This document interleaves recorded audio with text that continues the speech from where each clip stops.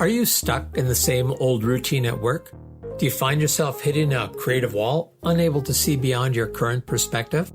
It's time to break free and unlock the power of fresh perspectives.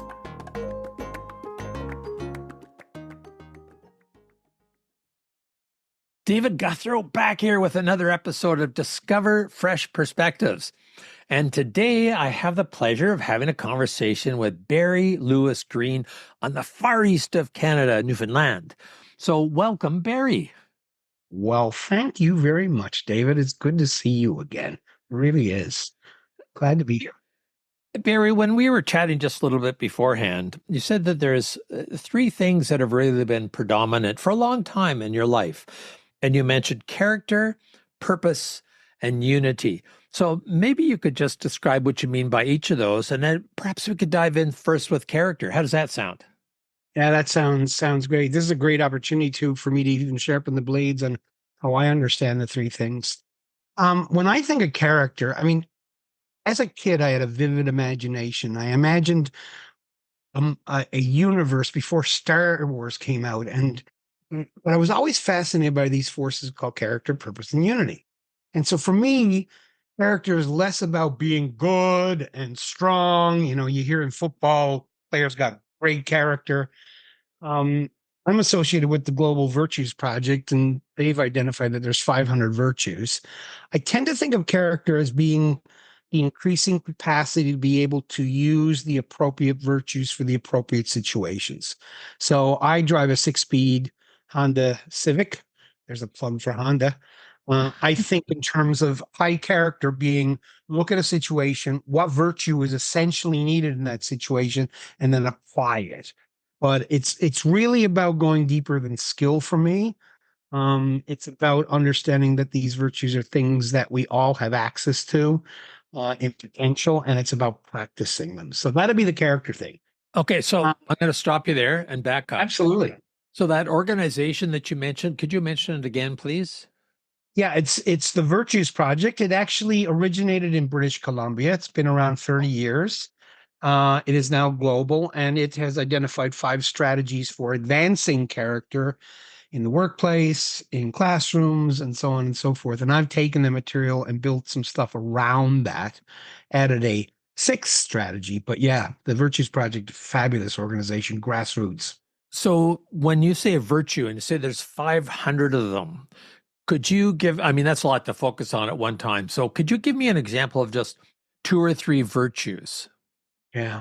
Well, I'll say this: the Virtues Project the first material they put out, they had 52 because it's hard to keep 500 in your head. I work with 126 for a reason I just like.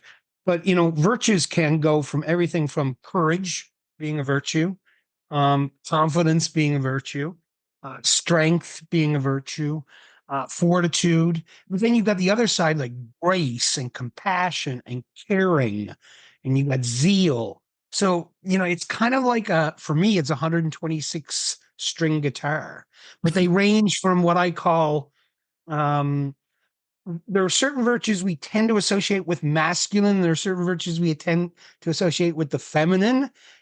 All the virtues are for all of us. So there are times when as an educator, I need to be practicing compassion. There are times when I need to practice discipline. There are times when I need to practice understanding or empathy. So those are some of them. I don't know if that answers the question. Well, it does, but it brings up another one, which is, oh, good. how, if at all, do you differentiate between a virtue and a value? Because a lot of those that you mentioned, I've heard people say, well, one of our values is courage, one of our values is discipline, things like that. So is there a distinction? And if so, what is it and why is it important? Brilliant question. Yes, there is.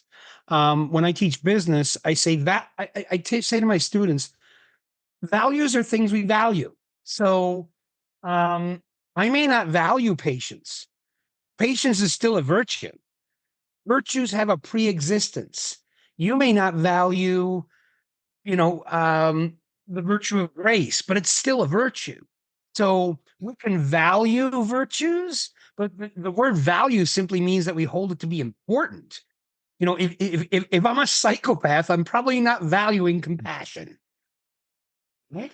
But compassion is still a virtue. So they are pre-existing qualities that we can either practice or not, whereas values are very subjective and we decide what are important, what things and ideas and thoughts and concepts are important to us. I hope that provides some clarity.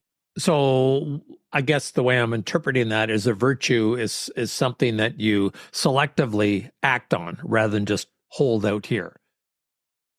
Yeah, I mean, the way I think of it is that for example, um, what's a good example here? Peacefulness is a virtue. I value it, but I don't practice it enough. So virtues are these qualities that we can practice. The thing is, most of us will only practice the ones we highly value. Okay. Um, so it's kind of like a buffet table of qualities. And if I value certain dishes on the buffet table, I'm going to eat off those when I probably should be eating off all of the plate because they all have some value to me. Okay. So I've got a little bit of that. I'm sure there's a lot more to dive into. But you also Mhm. mentioned purpose and unity. And do those fall out of the virtues or are those separate? Well, certainly purposefulness is a virtue.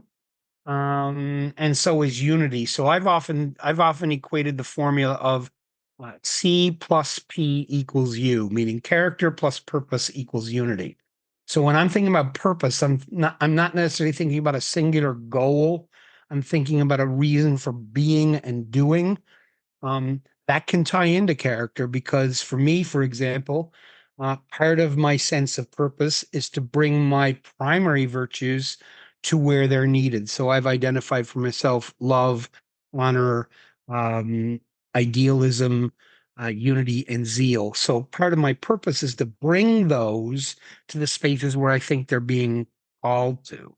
So it can mean a very specific just cause that you're working for. I'm big into just causes, but um, for me, purposefulness is a specific virtue, but the relationship between character and purpose for me is this sense of what are my core virtues and where are they most needed? I've got an acronym called LOVE that kind of describes it. We can get into that very briefly as well. But when it comes to unity, I'm talking about not the kumbaya type of stuff. I refer to it as high functioning unity. Unity requires work, it requires character. And by that, I mean, if we're walking into meetings or creating spaces where we need to all work together, ego is going to be one of the things oftentimes in the way. And character is kind of that sentinel thing that can step in between ego and say, what is the right thing to do here? And what qualities do I need to bring to it? So I don't know if that's making sense, but ultimately the dance between those three is that I think character drives our sense of purpose, what has most meaning for us in terms of the character we bring to the table. And if we each bring that to the table and bring a higher sense of character, we can build that high functioning unity. So let's take this out of what might be theoretical for some folks, Yes, and I'll ask you. So I believe you used to teach at a university. Is that correct? I still am, still Oh, teaching at the college in North Atlantic. I got 6 months before retirement from full time. Yeah.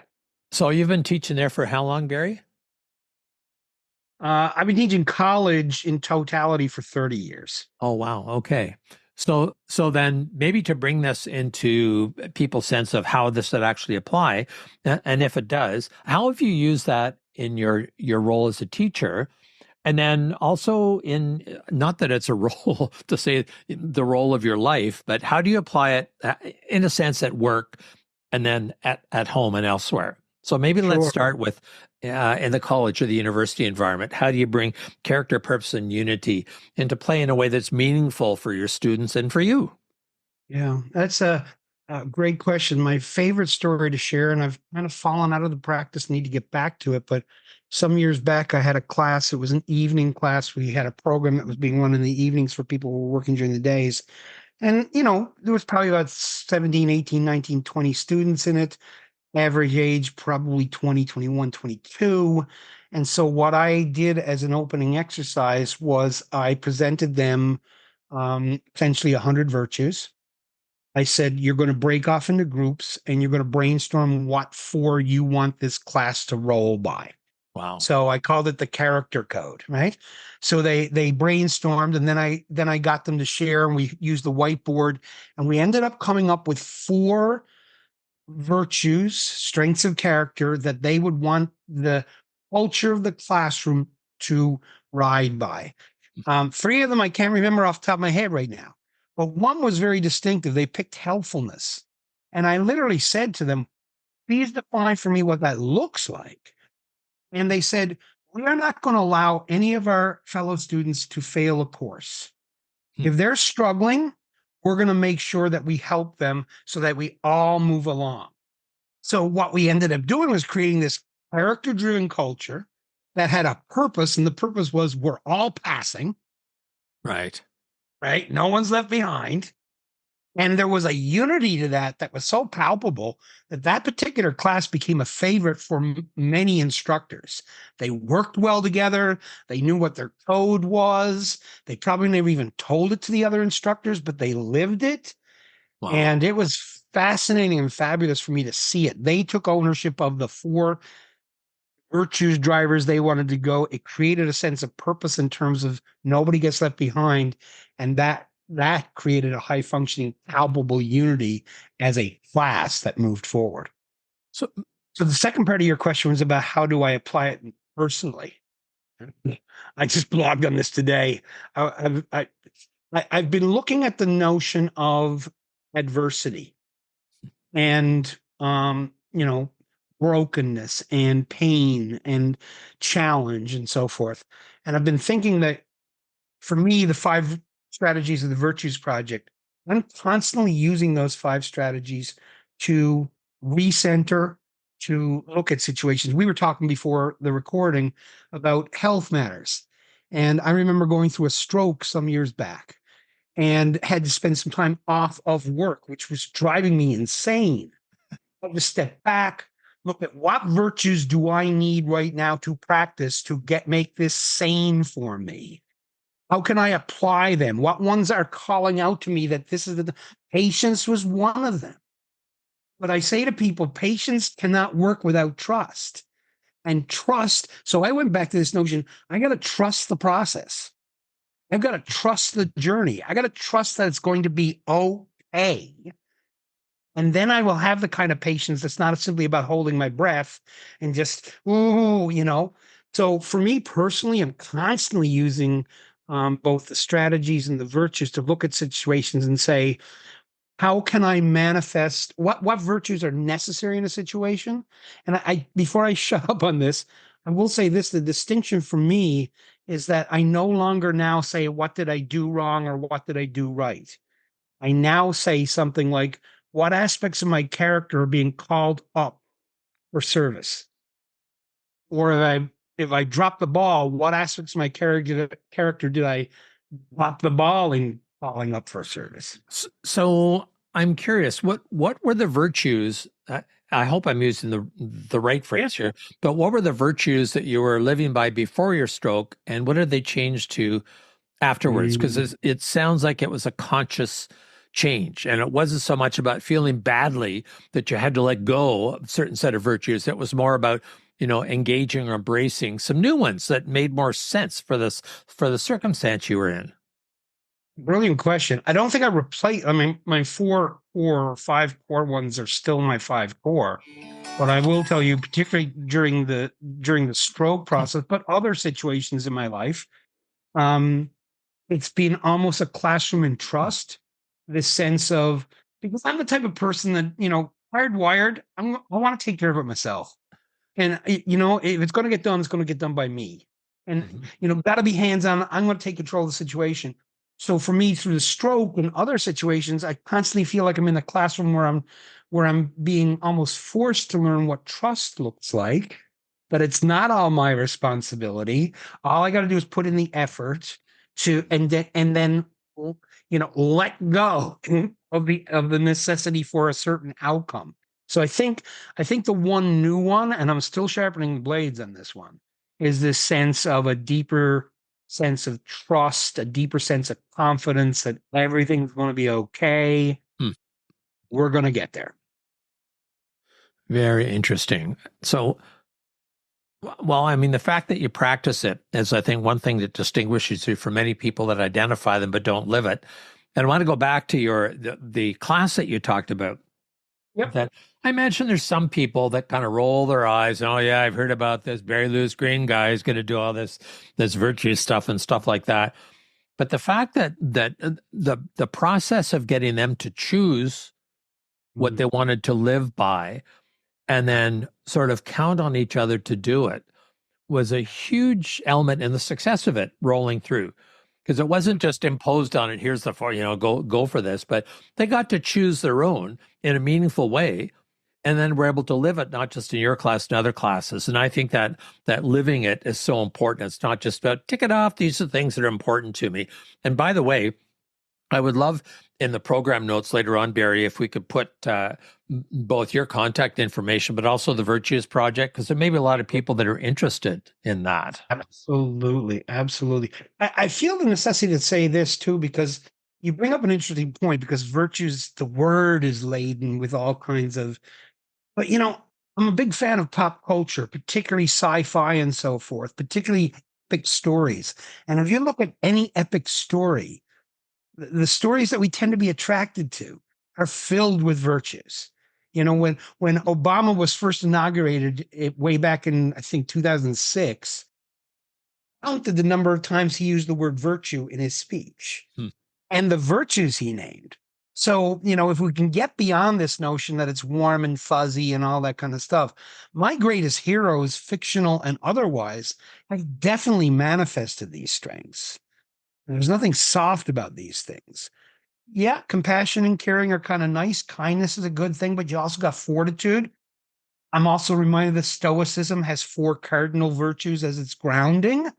Um, so this does not have to be kumbaya stuff. This great teams are made of aspects of character that keeps them together and they got that singular purpose. So I'm glad you brought that up. So I'm going to keep pushing on this a little bit again to concretize it. I don't know if there is such a word, but but there is now. You heard it here first, folks. So when you talked about some other examples, fictional, etc., are there some others that you could say that people are likely to have at least heard about that demonstrate some virtues and what those virtues would be? Some other virtues? Well, some other examples of, whether you call them heroes or people that you look up to No. that have talked about or at least lived certain virtues that are recognizable. So it's funny. I in my sessions I encourage people to do a collage of the people they admire and respect. And by people I say they can be alive or not, they can be real or not, they can be human or not.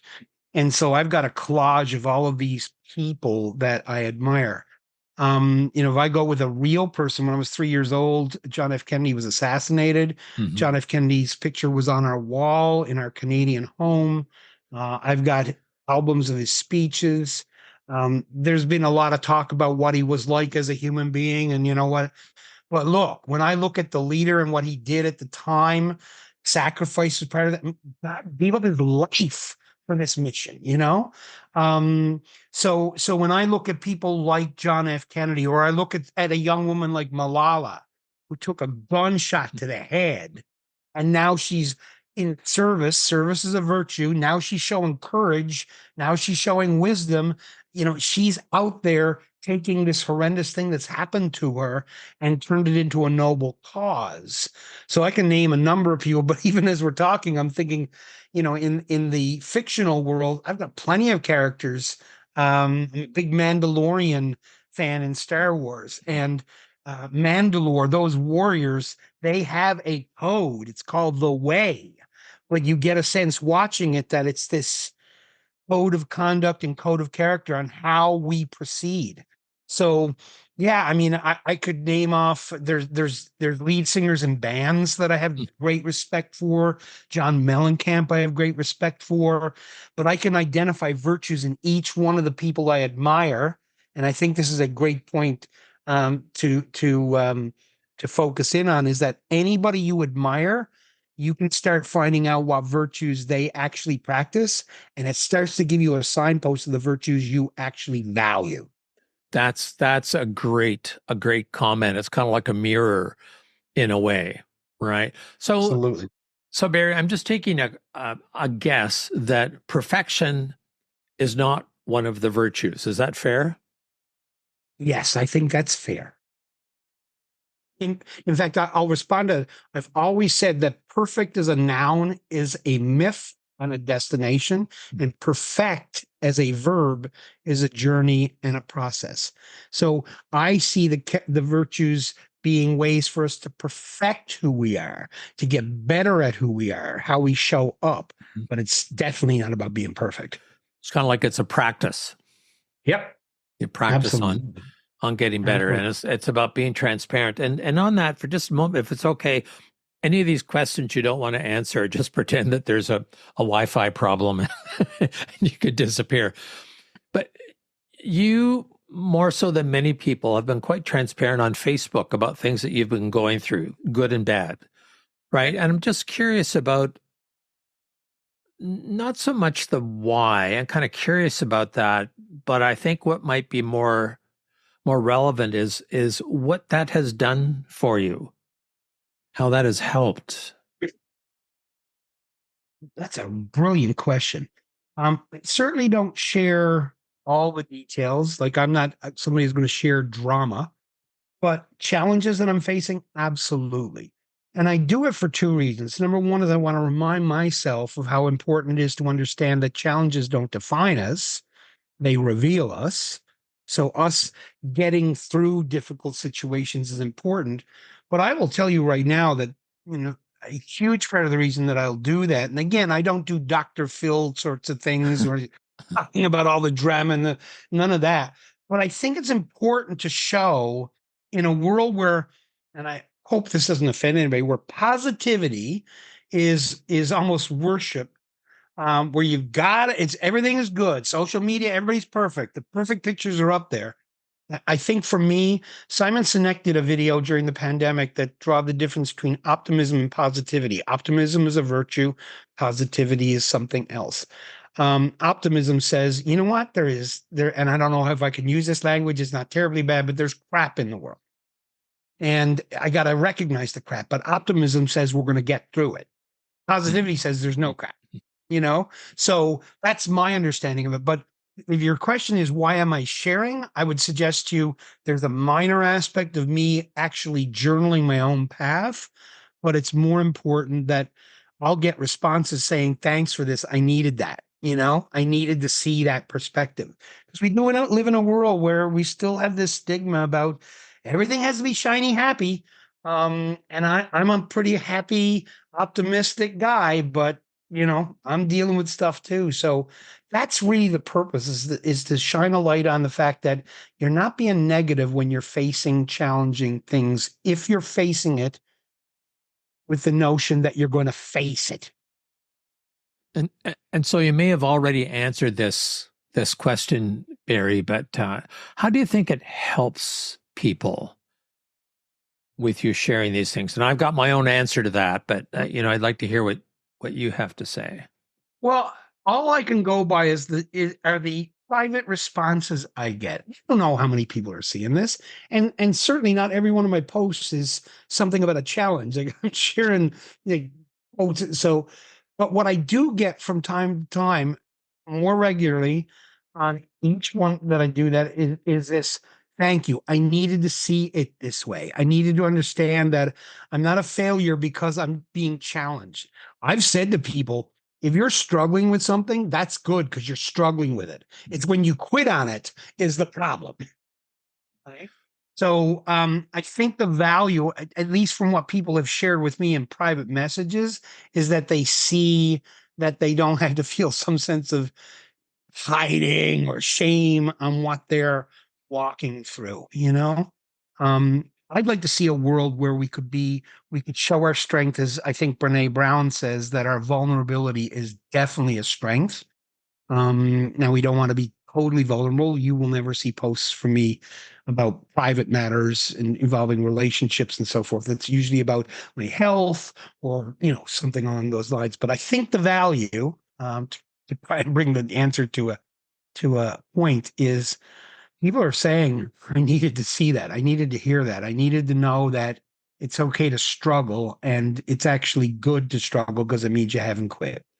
Well, and I think that the second last point you made there is what it does for me. It's, that struggle is normal, and keep on.